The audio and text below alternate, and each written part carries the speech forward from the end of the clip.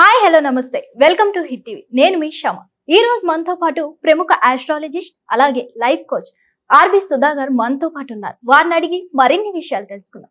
నమస్తే మేడం. నమస్కారం. మేడం, ఇప్పుడు బొట్టు టాపిక్ వచ్చింది కాబట్టి చాలా మంది భర్త చనిపోయిన తర్వాత బొట్టు తీసేయాలి, తర్వాత పెళ్లిళ్ళకి వెళ్ళకూడదు అంటారు. ఇది ఎంతవరకు కరెక్ట్? ఈ డేస్ లో కూడా అది జరుగుతుంది. ఈ డేస్ లో జరుగుతుంది అంటే కొంతమంది పాటిస్తారు, కొంతమంది పాటించరు. ఏదైనా సరే మనం లా ఆఫ్ అట్రాక్షన్ గురించి మాట్లాడుకున్నప్పుడు ఇది బిలీఫ్ సిస్టమ్. అంటే మీరు నమ్మిందే, మీరు బలంగా దేన్ని నమ్మిందే అదే నిజం వాళ్ళకి. అంటే మీ రియాలిటీ ఏంటి? మీరు ఏది నమ్మితే అదే రియాలిటీ. ఇప్పుడు ఒకళ్ళు ఉన్నారు, నేను ఇది చేయగలను అనుకున్న వాళ్ళకి సెల్ఫ్ కాన్ఫిడెన్స్ ఉందని మనకి తెలుసు. అని చేస్తారు వాళ్ళు. అదే కదా ఇప్పుడు లా ఆఫ్ అట్రాక్షన్ అంటే అదే. బికాస్ నువ్వు ఏది బలంగా నమ్మితే అదే నువ్వు. నీ లైఫ్ ఏంటి? నీ రిఫ్లెక్షన్, నీ థింకింగ్ లో ఉన్నదే నీకు రిఫ్లెక్ట్ అవుతుంది. అంటే ఒక మిర్రర్ ఉంది. మిర్రర్ లో ఏంటంటే నువ్వు జస్ట్ ఇలా మూవ్ అవుతున్నావు, వెళ్తున్నావు అనుకుందాం. మిర్రర్ నుంచి మూవ్ అయిపోయావు, ఇలా జరిగి వెళ్ళిపోతున్నావు. మిర్రర్ లో నీ బింబమే చూపిస్తుందా? లేదే, మూవ్ అయిపోద్ది కదా. అవును. నువ్వు నిలబడిన వరకే నీ రిఫ్లెక్షన్. అంటే ఏంటి? నీ థింకింగ్ ఎంతవరకు ఉందో, నీ థాట్స్ ఎంత బలంగా ఉన్నాయో అంతవరకు నీ రిఫ్లెక్షన్ కనిపిస్తుంది. అంటే నీకు ఏం కావాలి, నువ్వు ఏం థింక్ చేస్తున్నావో అది కనిపిస్తుంది అనమాట.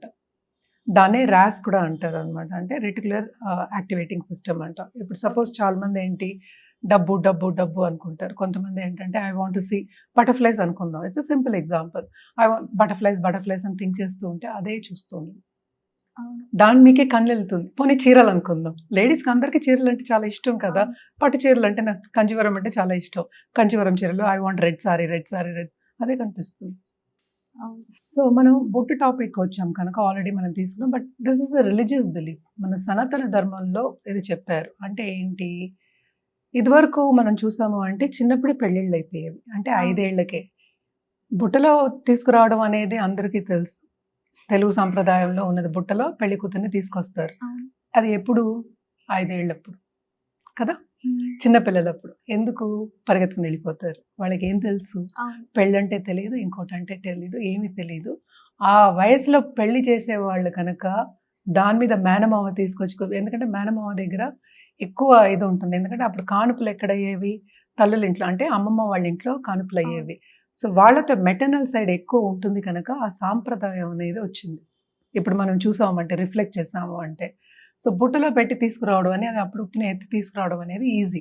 ఇప్పుడు ఏంటంటే అందరూ సరదాగా చేసుకుని ఫోటోల కోసము, వీడియోల కోసం చేస్తున్నారు. బట్ జనరల్గా చేసేది అదే టెమిలియన్ పద్ధతిలో ఒళ్ళో కూర్చోపెట్టుకునేవారు పిల్లల్ని కన్యాదానం చేసినప్పుడు. ఈ కాలంలో కన్యలు ఉండడం కూడా క్వశ్చన్ మార్క్.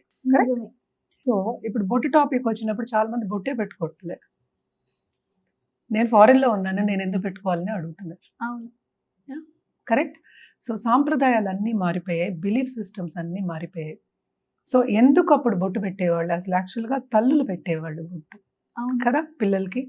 నేనైతే నా కొడుకు కూడా పెట్టాను వాడు పుట్టినప్పుడు. ఎందుకంటే ఇంట్లో అది చేసి పెట్టడం, ఇంట్లో కాటికలు చేసి పెట్టడం కూడా, కాటికలు కూడా పెట్టిన రోజులు ఉన్నాయి. నాకు అందరూ కొడుకులే. సో వాళ్ళకు కూడా నేను చేసి పెట్టేదాన్ని. అదేంటంటే ఒక సాంప్రదాయం కింద, ఒక బిలీఫ్ కింద వచ్చింది. ఎందుకంటే మోస్ట్లీ దిష్టి తగలకూడదు పిల్లలకి, ఇలాంటివన్నీ ఒక సిస్టమ్ లాగా పెద్దలు చెప్పి మనకు వచ్చాయి.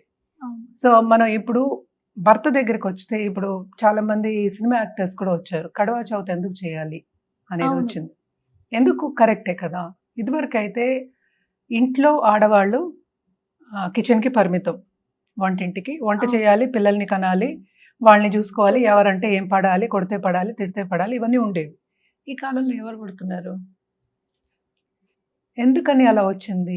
ఫైనాన్షియల్ ఇండిపెండెంట్ అనేది లేదు, ఇండిపెండెన్స్ లేదు కదా. ఇప్పుడు ఎవరు పడితే వాళ్ళే సంపాదించుకుంటున్నారు. తల్లుల దగ్గరే అంటున్నారు, ఎందుకంటే జాతకాలకు వస్తారు కదా, నువ్వేంటి నాకు చెప్పేదని తల్లులకి అంటున్నారు. సో మొగుడికి ఎందుకు అంటారు? ఇది ఒక question mark. It is only question I'm asking. తప్పులేదు, నీ లైఫ్ నువ్వు సరిదిద్దుకోవాలి. కానీ ఏంటంటే everything is important, relationship is also important. కరెక్టే, సాంప్రదాయాలు కొంతవరకు ఏంటంటే కాల పరిమితం బట్టి మనకి మారుతూ ఉంటాయి. కరెక్ట్.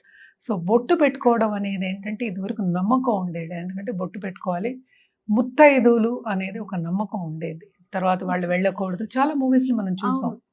సో రాకూడదు, ఇవన్నీ ఉండేవి. ఈ కాలంలో ఎవరెవరో తెలియదు కూడా అసలు మనకి. అసలు తెలియదు. తెలీదు. సో ఇదివరకు ఏంటంటే పెద్ద పెద్ద ఇల్లులు ఉండేవి. దాంట్లో ఏమో మనుషులు కూడా ఏంటంటే ఆప్యాయంగా, సంతోషంగా కుటుంబం అంటే ఏంటి?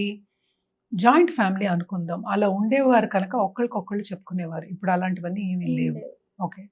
సో ఇప్పుడు మొగుడు పోతే కూడా ఏంటి రెండో పెళ్ళిళ్ళు చేసుకుంటున్నారు. అవును. పెళ్ళిళ్ళు చేసుకొని వెంటనే విడిపోతున్నారు. So where is the question of removing అసలు బొట్టు తీయడం అనేది? నాకు తెలుసు 2 రోజులకి డైవర్స్ చేసిన వాళ్ళు ఉన్నారు. నాకు తెలిసిన వాళ్ళు ఉన్నారు. అవును. సో ఏ మొగుడు పోయాడని నువ్వు బొట్టు తీస్తావు? అనేది question mark. Yeah! It is a question. I asked the same question ఒకళ్ళు నన్ను ఇలా అడిగినప్పుడు. అవును. ఇప్పుడు ఒక్కొక్కళ్ళకి ముగ్గురు మొగుళ్ళు ఉన్నారు. నలుగురు మొగుళ్ళు కూడా ఉంటున్నారు. ఒక్కొక్కళ్ళేమో సహజీవనం అంటున్నారు. సో హ్మ్. ఎవరు పోయారని బొట్టు తీస్తావు నువ్వు? అది ఒక సాంప్రదాయం. ఎందుకు ఆ సాంప్రదాయం వచ్చింది అసలు అనేది మొగుడు పోయినప్పుడు విధవరాలు అయిపోయింది. తెల్ల చీర కట్టుకోవడం అనేది ఒక ఇండికేషన్. అప్పుడు వాట్సాప్‌లో మనకి ఈమెయిల్స్ అవన్నీ లేవు కదా! ఫోటోలు కూడా ఎక్కువ అవును. లేవు. ఏం లేవు. సో ఆ సాంప్రదాయం అనేది ఎందుకు వచ్చిందంటే బికాజ్ వాళ్ళని మళ్ళా అడగకూడదు. చిన్నప్పుడు పెళ్ళిళ్ళు అయిపోయేవి. ఎప్పుడు ఏమవుతుందో తెలీదు. సో మళ్ళా ఏంటంటే పెళ్ళికి అడగకూడదు. అంటే ఏంటి? మన సనాతన ధర్మంలో మనం చూసాము అంటే ఒక్కళ్ళకి ఒక్కరే అనేది అవును. జీవితాంతం అనేది మనం చెప్పుకుంటూ వచ్చాం. ఈ కాలంలో అలా లేదు. కరెక్ట్? లేదు. సో అలాగే మ్యారేజ్ అనేది కూడా మనం ఏంటంటే పెళ్ళి అనేది కూడా మనం చూసామంటే వ్యవస్థ మనం చూసాము అంటే సనాతన ధర్మాల్లో అది 100 ఏళ్ల పంట అన్నారు. ఇప్పుడు ఒకరోజు పంట కూడా ఉండట్లేదు. అవును. అసలు పంటే లేదు. ఒకరోజు అంటే పంట ఎలా అయింది అది? సో ఇవన్నీ ఎందుకు చెప్పారు అసలు యాక్చువల్‌గా? వాళ్ళు చెప్పిన దాంట్లో తప్పు లేదు. కాల పరిమితం మూలానే అన్నీ మారుతూ వచ్చాయి. కానీ ఎందుకు చెప్పారు అంటే ఇప్పుడు మన ఫ్యూచర్ ఉన్నారు. అంటే చిల్డ్రన్ అంటే పిల్లలు. అవును. సో పిల్లల ఎమోషనల్ స్టెబిలిటీ గురించి, వాళ్ళ మెంటల్ స్టెబిలిటీ గురించి అంటే ఏంటంటే వాళ్ళ ఆలోచన విధానాలు ప్లస్ వాళ్ళ జీవితం బావుండాలి, ఫ్యూచర్ బావుండాలి, పిల్లలు బావుండాలి, ఒక పద్ధతిగా ఉండాలి అని చెప్పడానికి ఇవన్నీ చెప్పారు. అవును. అది ఈ కాలానికి అంత పరిమితం అవ్వదు. ఓకే. సో నేను ఎప్పటినుంచో చూస్తున్నాను. 40, 50 ఇయర్స్ నుంచి చూసినప్పుడు కూడా అందరూ బొట్లు పెట్టుకుంటున్నారు ఈ కాలంలో. అవును. ఎవరు ఏంటంటే ఆ కార్యక్రమం కూడా చేసుకోవటం లేదు. ఓకే. విడిగా ఒక కార్యక్రమం చేసేవాళ్ళు. అవును. చేసేవాళ్ళు. జుట్టు కూడా తీసేసేవాళ్ళు 10 కదా! డేస్‌కి చేస్తారు. ఎన్ని డేస్ కని మనకి ఎందుకు కానీ బట్ జుట్టు కూడా తీసేసేవాళ్ళు. ఉండకూడదు, అలంకరణ చేయకూడదు. అంటే ఎవ్వరు పాటించట్లేదు ఈ కాలంలో నాకు తెలిసి. అవును.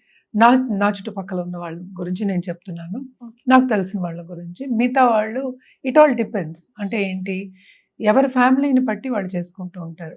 ఇప్పుడు కొంతమంది ఏంటంటే చాలా మారుమూల ప్రాంతాల్లో ఉన్నారు. లేకపోతే చిన్న ఒక విలేజ్‌లో ఉన్నారు.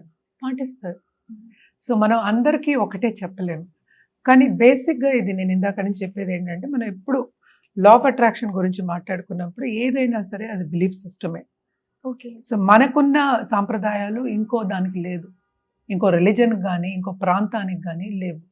సో వాళ్ళకి జరుగుతున్నాయి, మనకి జరుగుతున్నాయి. అన్ని లోకల్‌లో అందరికీ జరుగుతూ ఉంది. అవును. సో ఏదైనా సరే మనకి వచ్చేప్పటికి అంటే మన వరకు ఇండివిడ్యువల్ వరకు వచ్చేప్పటికి అది బిలీఫ్ సిస్టమే.